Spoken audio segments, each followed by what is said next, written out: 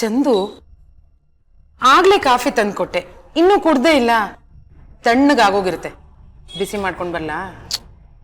ಬೇಡಮ್ಮ, ಈ ಕಾಲದಲ್ಲಿ ಕೋಲ್ಡ್ ಕಾಫಿನೂ ಕುಡಿತಾರೆ, ಹಾಟ್ ಕಾಫಿನೂ ಕುಡಿತಾರೆ. ಬಿಸಿ ಏನು ಮಾಡಬೇಡ ಬಿಡು. ಮಾತು ಕಲ್ತ ಮಗ ತನ್ನ ಅಗತ್ಯಕ್ಕೆ ತಕ್ಕ ಹಾಗೆ ಹೇಗ್ ಬೇಕಾದ್ರೂ ಮಾತಾಡಬಹುದು ಅಲ್ವಾ ಚಂದು? ಆ ಮಾತು ಬಿಡು, ನಾನು ನಿನ್ನ ಹತ್ರ ಏನು ಹೇಳಕ್ ಬಂದೋ ಅದನ್ನ ಹೇಳ್ತೀನಿ. ಅಜ್ಜಿ ತಾತ ಪ್ರಭಾಕರನ್ ಮಗನ ಮದ್ವೆಗೆ ಹೋಗ್ಲೇಬೇಕು ಅಂತ ಇದ್ದಾರೆ. ಚಂದು, ನೀನು ತಪ್ಪದೇ ಅವ್ರ ಜೊತೆ. ಅಮ್ಮ, ನೀನು ಹೇಳಿದ ಮಾತು ನನಗೆ ಅರ್ಥ ಆಗ್ತಿದೆ, ಆದರೆ ಅವತ್ತೇ ನನಗೆ ಇಂಪಾರ್ಟೆಂಟ್ ಕೆಲಸ ಇದೆ. ನೀನು ಅಜ್ಜಿ ತಾತ ಹೋಗಿ ಬನ್ನಿ. ನೀನು ಹೀಗಂತೀಯ ಅಂತ ನನಗೆ ಗೊತ್ತಿತ್ತು, ಅದಕ್ಕೆ ನಾನೇ ಮಾತು ತೆಗೆದೆ. ಅಲ್ಲ ಚಂದು, ಪ್ರಭಾಕರ್ ನಿನ್ ಬಿಸ್ನೆಸ್ಗೆ ತುಂಬಾ ಸಹಾಯ ಮಾಡಿದ್ರು ಅಂತ ನೀನೇ ಹೇಳಿದೆ. ಇವಾಗ ನೀನೇ ಆ ಮದ್ವೆಗೆ ಬರಲ್ಲ ಅಂತ ಅಂದ್ರೆ ಅಮ್ಮ ಪ್ಲೀಸ್, ನೀನು ಅಜ್ಜಿ ತಾತ ಹೊರಟು ಬನ್ನಿ, ನನಗೆ ಕೆಲಸ ಇದೆ ಅಂತ ಹೇಳಿದ್ನಲ್ಲ. ಚಂದು, ನನಗೆ ಸಿಟ್ಟು ಬರೆಸ್ಬೇಡ. ಮದುವೆ ಇರೋದು ಭಾನುವಾರ.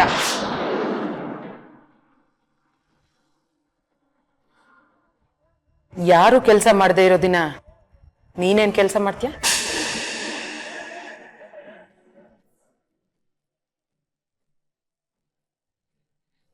ಅತಿ ಆಡ್ಬೇಡ ಚಂದು, ಅತಿಗೂ ಒಂದು ಮಿತಿ ಇರ್ಬೇಕು. ಬರಲ್ಲ ಅಂತ ಹೇಳಿದ್ನಲ್ಲಮ್ಮ, ಬರಲ್ಲ ಅಷ್ಟೇ.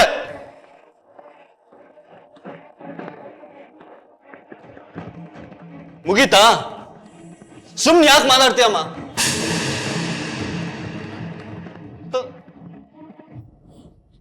ಚಂದು, ನಾನ್ ನಿನಗ ಅಮ್ಮನ ಅಥವಾ ನೀನ್ ನನಗ ಅಪ್ಪನ? ಮಾ,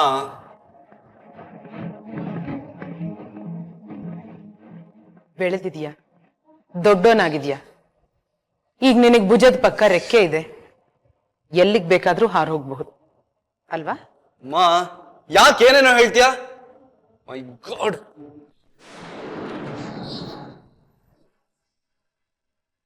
ತಾಯಿ ಯಾವ ನೋವನ್ ಬೇಕಾದ್ರೂ ಸಹಿಸ್ಕೊತಾಳೆ ಚಂದು, ಆದ್ರೆ ಹೊತ್ತು ಹೆತ್ತ ಮಗನ ನಿರಾಕರಣೆ ಇದೆಯಲ್ಲ, ಅದನ್ನ ಮಾತ್ರ ಸಹಿಸ್ಕೊಳ್ಳೋದಕ್ಕಾಗೋದಿಲ್ಲ. ನೀನಷ್ಟು ನಿರ್ದಾಕ್ಷಿಣ್ಯವಾಗಿ ಬರಲ್ಲ ಅಂದ್ರೆ ಬರಲ್ಲ ಅಂದ್ಬಿಟ್ಟಿಯಲ್ಲ, ಅದಕ್ಕೆ ಬೇಜಾರಾಯ್ತು. ಸಾರಿ ಮಗನೇ. ಅಮ್ಮ ಪ್ಲೀಸ್, ಬೇಕಿದ್ರೆ ಹೊಡೆದು ಬಿಡು, ಇಲ್ಲ ಬೈದು ಬಿಡು, ಸಾರಿ ಮಾತ್ರ ಕೇಳಬೇಡ. ಸರಿ, ಸಾರಿ ಕೇಳಲ್ಲ, ಆದ್ರೆ ಮದ್ವೆಗೆ ಬಾ. ಹೋಗಮ್ಮ, ಬರಲ್ಲ. ನೀನ್ ಮದ್ವೆಗೆ ಬರಲ್ಲ ಅಂತ ನನಗೆ ಚೆನ್ನಾಗಿ ಗೊತ್ತು ಚಂದ. ಯಾವಾಗ ಅವರು ಮದ್ವೆ ಆತ್ಮಲಿಂಗೇಶ್ವರನ್ ದೇವಸ್ಥಾನದಲ್ಲಿ ಅಂತ ಹೇಳಿದ್ರೋ, ಆ ಕ್ಷಣದಿಂದ ನೀನು ಕಂಗಾಲಾಗಿದ್ಯಾ ಅಂತಾನೂ ನನಗೆ ಚೆನ್ನಾಗಿ ಗೊತ್ತು. ಚಂದು, ಒಂದ್ ನಿಮಿಷ.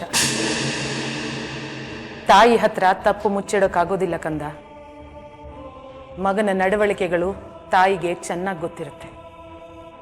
ಮಗ ಕೈ ಕಟ್ಕೊಂಡು ನಿಂತ್ಕೊಂಡ್ರೆ ಏನರ್ಥ, ಹುಬ್ಬು ಮೇಲೆ ಹಾರಿಸಿದ್ರೆ ಏನರ್ಥ, ವಾರಗಣ್ಣಲ್ಲಿ ನೋಡಿದ್ರೆ ಏನರ್ಥ, ನೇರಗಣ್ಣಲ್ಲಿ ನೋಡಿದ್ರೆ ಏನರ್ಥ, ಮಗನ ಪ್ರತಿಯೊಂದು ವರ್ತನೆನೂ ತಾಯಿಗೆ ಚೆನ್ನಾಗಿ ಅರ್ಥ ಆಗುತ್ತೆ. ಪ್ರಭಾಕರ್ ಮದ್ವೆಗೆ ಬಾ ಅಂತ ಕರೆದಾಗ ಅಷ್ಟು ಸಂತೋಷದಿಂದ ಒಪ್ಕೊಂಡವನು ಮದ್ವೆ ಆತ್ಮಲಿಂಗೇಶ್ವರನ್ ದೇವಸ್ಥಾನದಲ್ಲಿ ಅಂತ ಗೊತ್ತಾದ ತಕ್ಷಣ ಯಾಕೆ ಕಂಗಾಲಾಗೋದೆ? ನೀನು ಯಾಕೆ ಮದುವೆಗೆ ಬರಲ್ಲ ಅಂತಿದ್ಯಾ ಅಂತಾನೂ ನನಗೆ ಚೆನ್ನಾಗಿ ಗೊತ್ತು.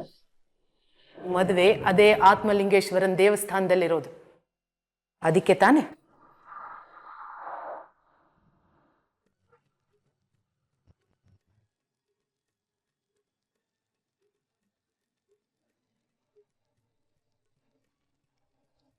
ನಾನು ಹೇಳ್ತಾ ಇರೋದು ನಿಜ ತಾನೆ? ಯಾವಾಗ ನಾನು ಆ ದೇವಸ್ಥಾನಕ್ಕೆ ಬಾ ಅಂತ ಕರೆದ್ರು ನಿನಗೆ ಕೋಪನೇ ಬಂದ್ಬಿಡುತ್ತೆ.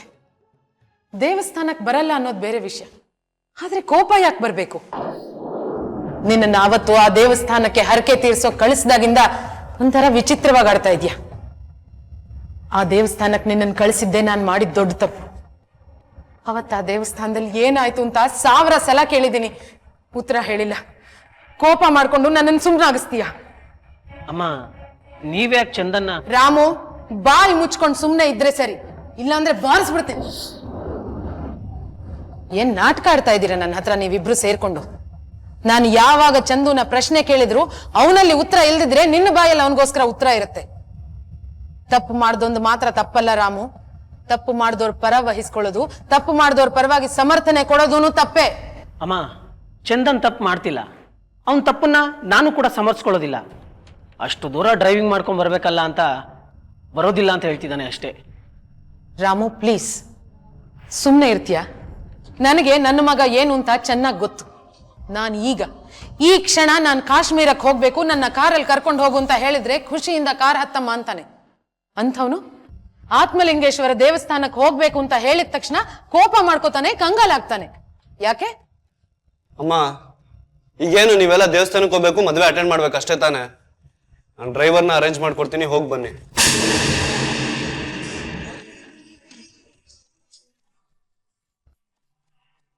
ಥ್ಯಾಂಕ್ಸ್ ಮಗನೆ, ಆದ್ರೆ ನೀನು ಅಷ್ಟೊಂದು ಕಷ್ಟ ತಗೋಬೇಕಾಗಿಲ್ಲ. ನಾನು ಈ ಮದುವೆಗೆ ಹೋಗ್ತಾ ಇಲ್ಲ, ನಾನು ಬರಲ್ಲ ಅಂತ ಮಾವಂಗ್ ಹೇಳ್ಬಿಡ್ತೀನಿ.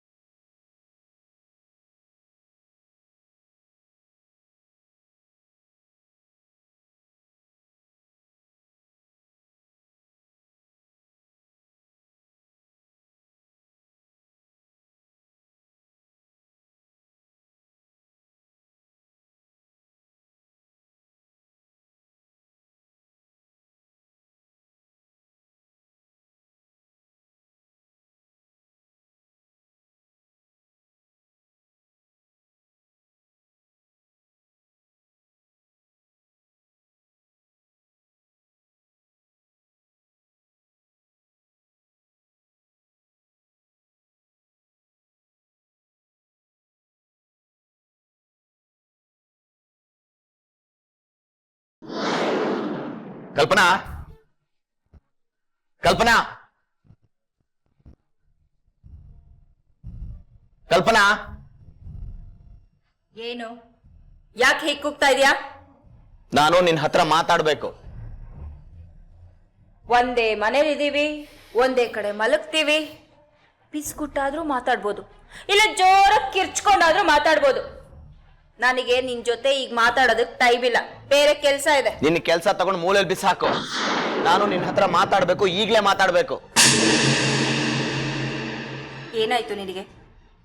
ಯಾವತ್ತು ನನ್ನ ಎದುರಿಗೆ ದನಿ ಏರಿಸಿ ಮಾತಾಡದೆ ಇದ್ದ ನೀನು ಇವತ್ತು ಯಾಕೆ ಹೀಗೆ ಮಾತಾಡ್ತಾ ಇದೀಯಾ? ಮಾತಾಡದೆ ಮಾಡಿರೋ ತಪ್ಪನ್ನ ಮಾತಾಡಿ ಸರಿಪಡಿಸ್ಕೊಳ್ಳೋದಕ್ಕೆ. ಏನಾಯ್ತಂತದ್ದು? ಪ್ರಪಂಚನೇ ಮುಳುಗು ಹೋದಾಗ ಆಡ್ತಿದ್ಯಲ್ಲ.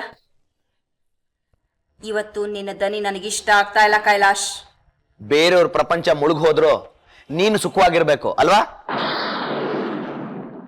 ನಾನಿಲ್ಲದ ಊರು ಏನಾದ್ರೇನು, ಕಾಲಿಲ್ಲದ ಕುದುರೆ ಗೂನಾದ್ರೇನು ಅಂತಾರಲ್ಲ, ಅಂತ ಜಾತಿಗೆ ಸೇರಿದವಳು ನೀನು. ಇಷ್ಟು ವರ್ಷ ನನ್ನ ಜೊತೆ ಸಂಸಾರ ಮಾಡಿ ನನ್ನ ಜೊತೆ ಹೇಗೆ ಮಾತಾಡಬೇಕು ಅಂತ ಗೊತ್ತಿಲ್ವಾ ನಿನಗೆ? ಬಾಯಿಗೆ ಬಂದಾಗ ಮಾತಾಡಿ ನನಗೆ ಸಿಟ್ಟು ಬರ್ಸ್ಬೇಡ. ಅದೇನು ಅಂತ ಹೇಳು. ಚಿನ್ನು ಯಾಕೆ ಅಳ್ತಾ ಇದ್ದಾಳೆ? ಏನ್ ಹೇಳಿದೆ ನೀನು? ನಾನೇನಂದೆ?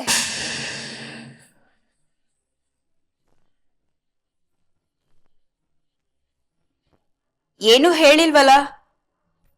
ಈ ಪ್ರಶ್ನೆ ನನ್ನನ್ನು ಕೇಳೋದಕ್ಕಿಂತ ಹೋಗಿ ಅವಳನ್ನೇ ಕೇಳು. ಓಹೋ, ಅಷ್ಟು ಬೇಗ ನಿನ್ನ ಹತ್ರ ಚಾಡಿ ಹೇಳ್ಬಿಟ್ಲಾ? ಇಷ್ಟು ವರ್ಷ ನಿನ್ ಜೊತೆ ಸಂಸಾರ ಮಾಡಿದವಳು ನಾನು. ನನ್ನ ಮೇಲೆ ವಿಶ್ವಾಸ ಇಲ್ಲ, ನನ್ನ ಮಾತಿನ ಮೇಲೆ ನಂಬಿಕೆ ಇಲ್ಲ.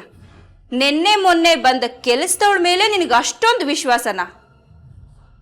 ಅವಳು ಹೇಳಿದ್ಲು ಅಂತ ಬಂದು ನನ್ನನ್ನು ಪ್ರಶ್ನೆ ಮಾಡ್ತಾ ಇದೆಯಲ್ಲ. ಚಿನ್ನು ಚಾಡಿ ಹೇಳುವಂತ ಹುಡುಗಿ ಅಲ್ಲ. ಅಂತವಳಾಗಿದ್ದಿದ್ರೆ ನೀನ್ ಕೊಡೋ ಚಿತ್ರ ಹಿಂಸೆನ ಸಹಿಸ್ಕೊಂಡು ಈ ಮನೇಲಿ ಇರ್ತಿರ್ಲಿಲ್ಲ. ಬದಲಿಗೆ ಮನೆ ಬಿಟ್ಟು ಓಡ್ ಹೋಗ್ತಾ ಇದ್ಲು. ಜಾಸ್ತಿ ಮಾತಾಡ್ತಿದ್ಯಾ ಕೈಲಾಶ್? ಇದರಿಂದ ಯಾರಿಗೂ ಒಳ್ಳೇದಲ್ಲ. ನೀನೇನು ಅಂತ ಬೇರೆಯವ್ರಿಗಿಂತ ಚೆನ್ನಾಗೆ ನನಗ್ ಗೊತ್ತು. ನಾನು ಇಷ್ಟು ವರ್ಷ ನಿನ್ನ ಹತ್ರ ಜಗಳ ಆಡಿಲ್ಲ ಅಂದ್ರೆ ಅರ್ಥ ನನಗೆ ಜಗಳ ಆಡೋದಕ್ ಬರಲ್ಲ, ಮಾತಾಡೋದಕ್ ಬರಲ್ಲ ಅಂತಲ್ಲ. ಅದಕ್ಕೆ ಎರಡು ಮುಖ್ಯವಾದ ಕಾರಣ ಇದೆ.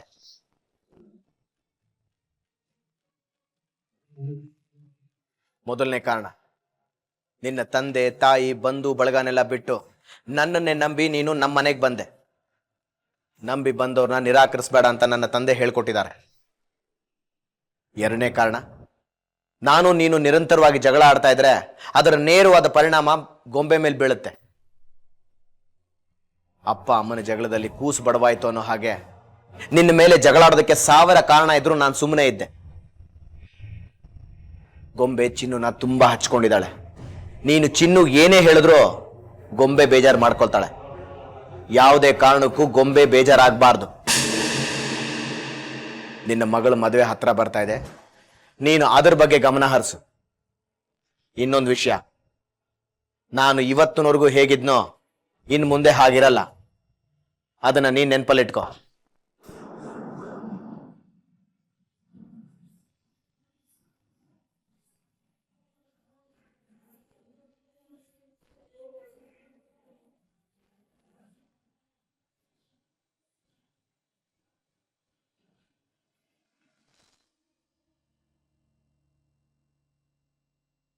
ಎಂದು ಕಾಣದ ಕನಸು ಬಂದು ಮನವ ಸೇರಿತು, ಬಂದ ಘಳಿಗೆ ಎಂತೋ ಏನೋ ಅಲ್ಲೇ ಮನೆಯ ಹೂಡಿತು. I am ready. ಎಸ್,